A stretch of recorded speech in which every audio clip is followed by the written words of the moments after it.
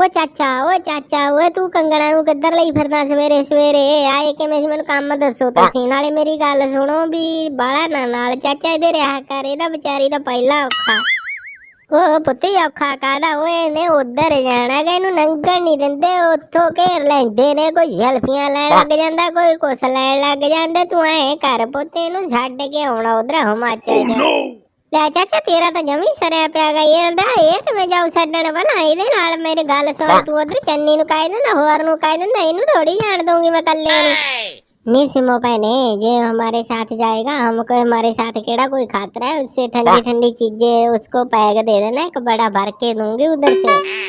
ना मैं नहीं भैने ता तेरी गल गलत मैं नहीं तोड़दी इहनू कल्ले नू एदा कि मान बेमान दा कोई पता नहीं हुंदा मैं ऐ कहनी है जे ता मैं भी नाल जाऊंगी फिर ता मैं भाग चलूंगी नहीं मैं जान दिंदी